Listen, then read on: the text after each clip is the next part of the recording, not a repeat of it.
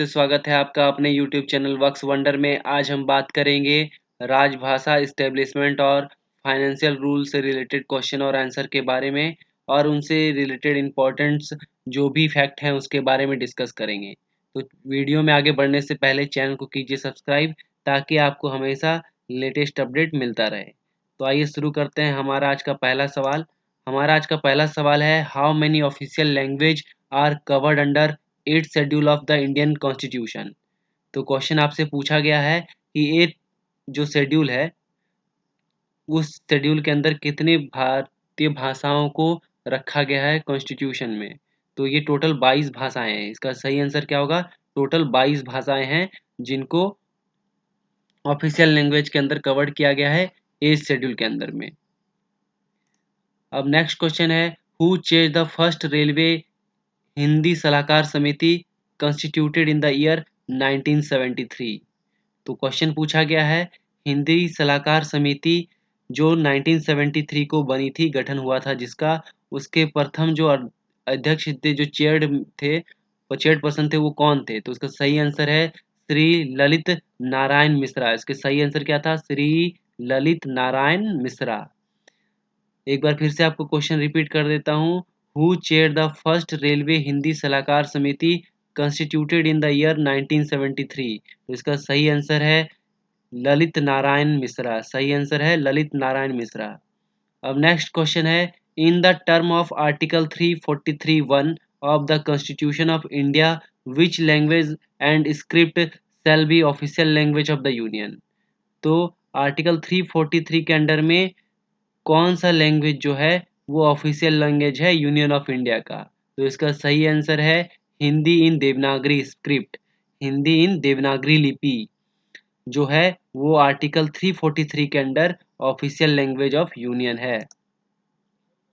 अब next question है, when Hindi दिवस इज सेलिब्रेटेड इन इंडिया। तो ये बहुत ही इंपॉर्टेंट क्वेश्चन है और हर एक एग्जाम में पूछा जाता है कि हिंदी दिवस कब मनाया जाता है। तो हिंदी दिवस मनाया जाता है सितंबर 14 को। हिंदी दिवस कब मनाया जाता है? 14 सितंबर को।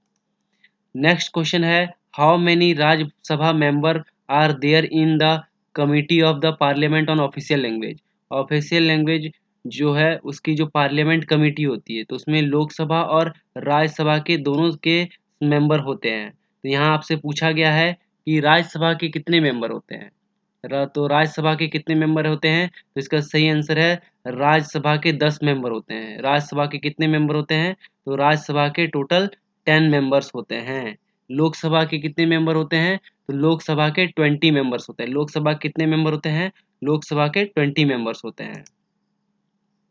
नेक्स्ट बढ़ते हैं अगले क्वेश्चन की तरफ, what is the upper age limit for claiming children education allowance in case of दिव्यांग चिल्ड्रन। तो यहाँ पे आपसे क्वेश्चन पूछा गया है कि अपर एज लिमिट क्या है वैसे बच्चों का जो फिजिकली हैंडीकैप है यानी दिव्यांग है, तो उनको अगर एजुकेशन अलाउंस मिलता है तो क्लेम करने का मैक्सिमम एज कितना है, अपर एज लिमिट कितना है? तो 22 साल तक दिव्यांग बच्चों को एजुकेशन अलाउंस मिलेगा। अब हम बढ़ते हैं नेक्स्ट क्वेश्चन की तरफ, what is the composite transfer grant admissible in case of transfer involving change of the station located at a distance of more than 20 kilometre. तो यहाँ पे आपसे क्वेश्चन पूछा गया है, अगर किसी का ट्रांसफर एक स्टेशन से दूसरे स्टेशन पे होता है जिसके बीच की दूरी 20 किलोमीटर से ज़्यादा है, तो उस केस में सीटीजी कितना मिलेगा, कंपोजिट ट्रांसफर ग्रांट कितना मिलेगा? तो इसका सही आंसर है 80% of the last month basic पे। कितना मिलेगा? 80% ऑफ द लास्ट बेसिक पे। बेसिक पे का 80, जो लास्ट बेसिक पे था, लास्ट मंथ का बेसिक पे था, उसका 80% मिलेगा। नेक्स्ट क्वेश्चन है, the rate of daily allowance with effect from 1/7/2017 on tour admissible for employ in level 6 to 8 as rupees. तो यहाँ पे क्वेश्चन पूछा गया, सीधा सीधा क्वेश्चन पूछा गया है कि जो लेवल 6 से लेवल 8 में जितने भी सारे एम्प्लॉय है उनको ट्रेवलिंग अलाउंस कितना मिलता है? तो इसका सही आंसर है 800। जितने भी एम्प्लॉय जो लेवल 6 से लेवल 8 के बीच में लाई करते हैं उनको 800 रुपया ट्रैवलिंग अलाउंस मिलता है डेली बेसिस पे। अगर कोई भी एम्प्लॉय जो लेवल 6 से कम है यानी लेवल 5 से नीचे है तो उनको 500 रुपया ट्रैवलिंग अलाउंस मिलेगा। और अगर कोई भी एम्प्लॉय लेवल 9 में है तो उनको 900 रुपीज़ ट्रैवलिंग अलाउंस मिलेगा। अब हम बढ़ते हैं अपने नेक्स्ट क्वेश्चन की तरफ। What is the meaning of the adolescent according to the factory act 1948? Factory act 1948 के अंदर एडोलेसेंस किसको बोलेंगे? तो वैसे person who has completed 15 years of age but not completed his 18 years।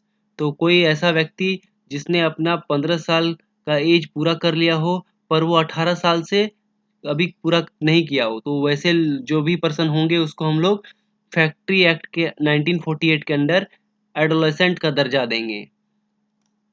Next question है, as per minimum wage act 1948 the wage in the schedule employed should be reviewed in an interval not exceeding dash year. तो question पूछा गया है जो minimum wage act 1948 है उसके under जो schedule employment है, शेड्यूल जो एम्प्लॉयमेंट है उसका जो वेजेज है उसको कितने साल में रिव्यू करना है? तो इसका सही आंसर है हर एक 5 साल में एक बार उसका रिव्यू करना होता है। अब बढ़ते हैं नेक्स्ट क्वेश्चन की तरफ। नेक्स्ट क्वेश्चन है, railway servant shall be deemed to have been placed under suspension if he has been detained in police custody for a period of dash.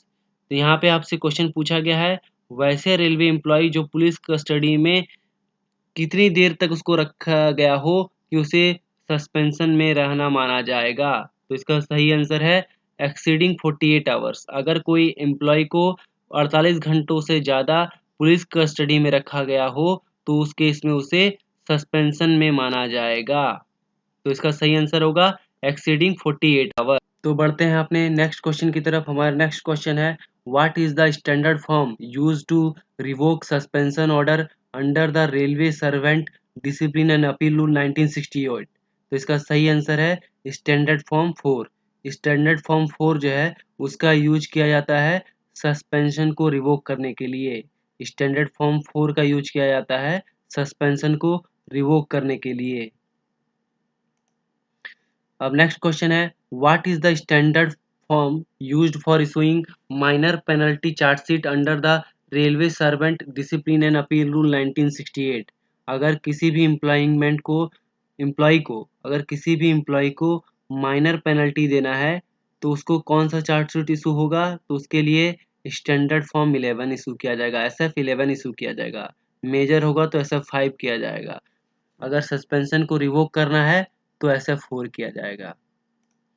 Next question है, under hour of work and period of rest rule 2005 HOER rule 2005 which category of employ will not have roster hour of duty?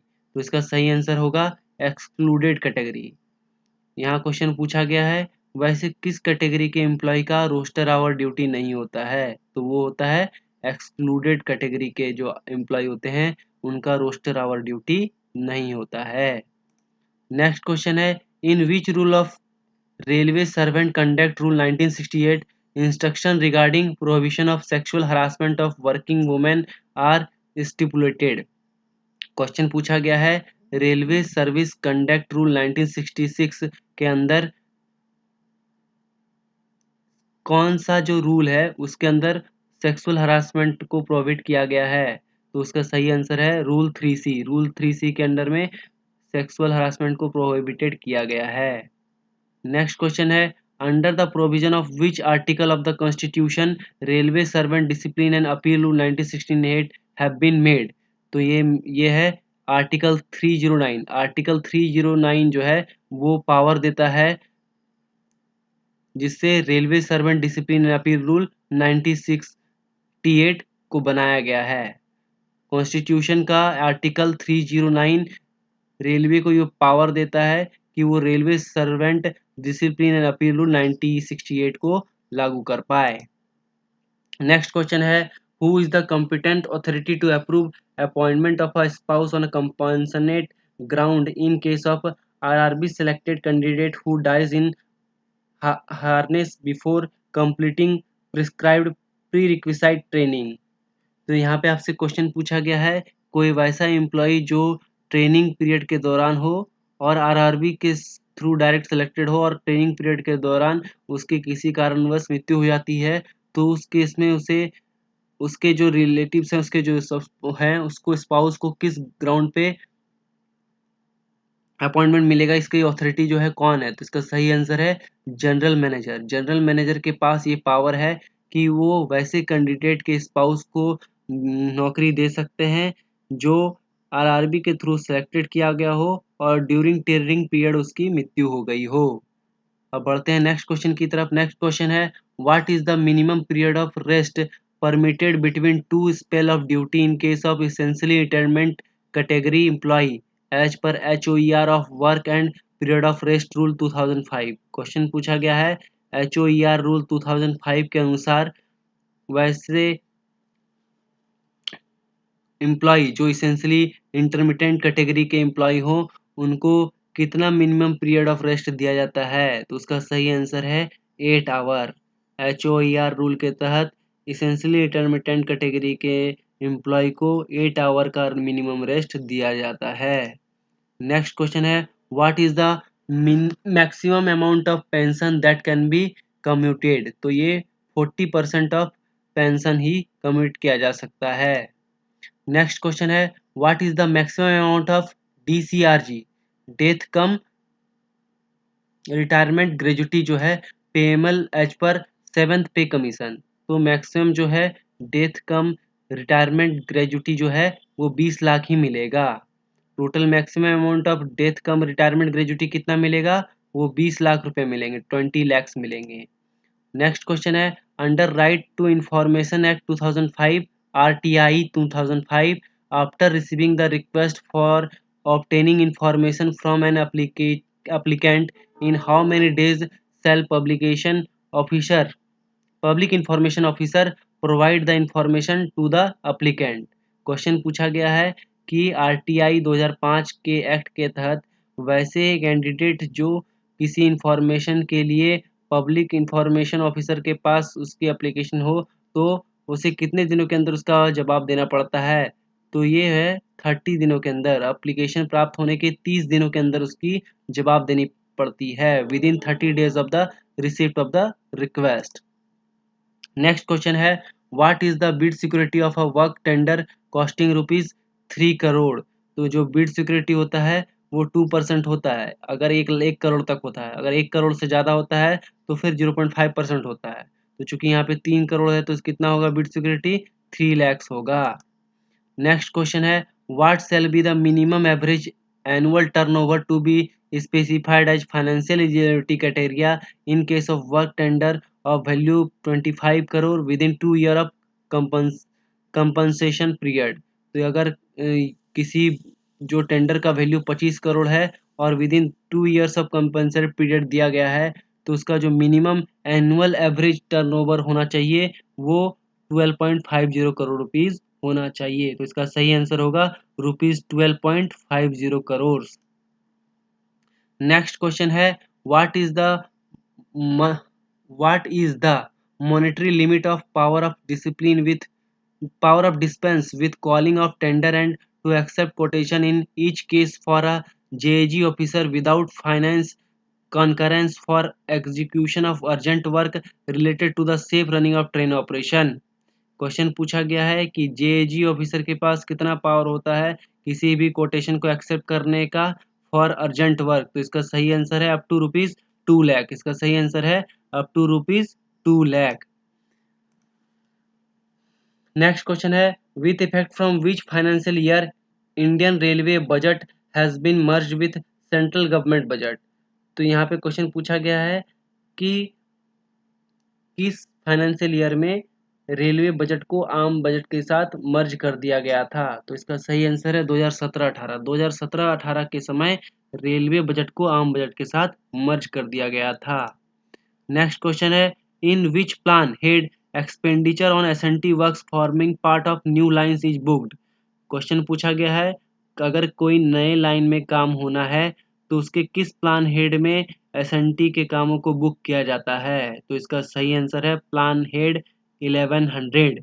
Plan head 1100 के अंदर नए काम को book किया जाता है। Next question है In which PU of revenue expenditure the cost of the stock purchase of the material are booked? तो जो भी स्टॉक परचेज होते हैं उसके एक्सपेंडिचर पीयू प्राइमरी यूनिट 27 में बुक होते हैं। कोई भी स्टॉक परचेज होता है अगर रिवेन्यू एक्सपेंडिचर में तो प्राइमरी यूनिट 27 में बुक होता है। सही आंसर होगा 27।